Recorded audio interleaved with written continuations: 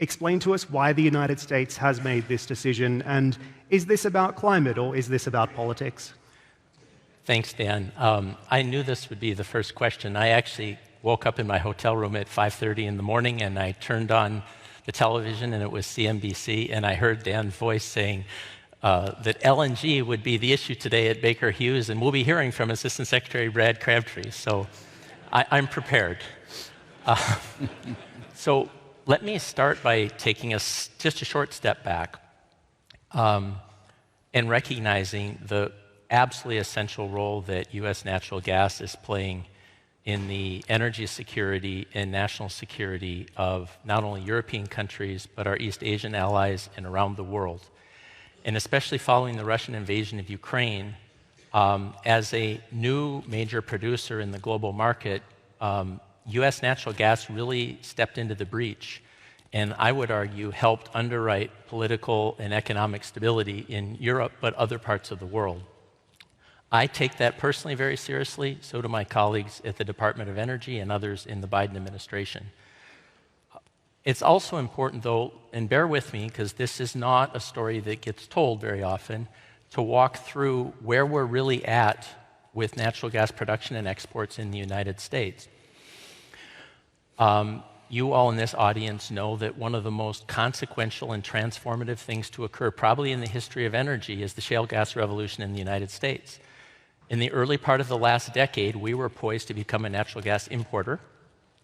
And then we started exporting, because of the shale gas revolution, exporting natural gas first in 2016.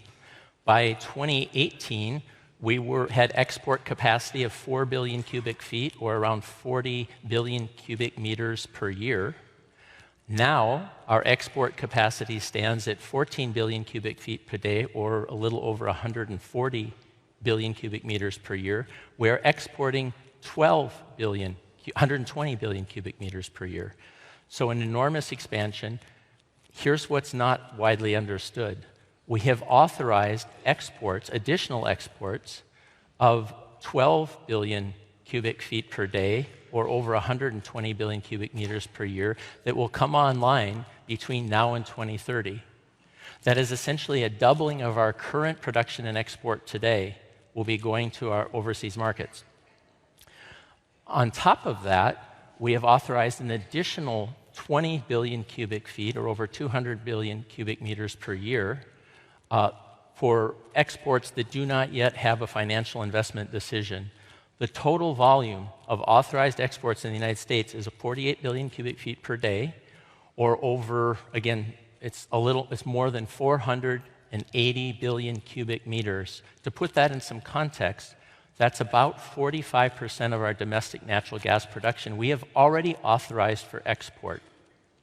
So the pause we have declared does not include that 48 billion cubic feet, or 480 plus billion cubic meters of production.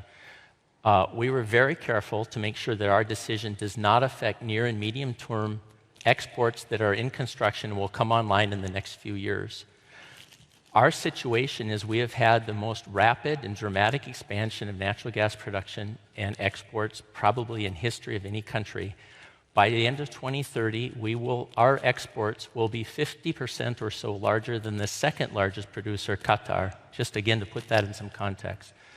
The final thing I'll share is that we make our decisions about whether exports are in the public interest. That my office actually authorizes the exports. It's our legal obligation to determine whether exports are in the public interest. And we have to use valid analysis, economic and environmental analysis, to make those decisions. The analysis we're currently using is 5 years old. 2018 and 2019 is the last time we updated the economic and environmental analysis we rely on. The world has utterly changed from 5 years ago, and we are duty-bound as a regulator to make sure that we're using the most up-to-date information. Our national labs will be working with us to do the modeling. We will make it in a few months' time, that analysis available for public comment. That does not just limit it to public comment in the United States. Our allies, both in government and industry around the world, feel free to provide comment. It will be robust analysis. I actually believe that it will serve the industry well. in terms of responding to criticism, whether it's about domestic prices in the United States or climate implications of our exports. But as a sense of responsibility to our domestic consumers, and we have a special role as the world's largest oil and gas producer and exporter to take our climate obligations very seriously. So help me understand what exactly will be assessed in the public interest here, because US LNG, we know, is markedly cleaner than coal and oil, for example, which is why critics have said this is a short-sighted decision. So we will look at domestic and international economic impacts. We will substantively, qualitatively look at energy security and national security implications. And then, of course, environment. And in the case of the environment, it's both greenhouse gas emissions and local and regional and upstream environmental impacts.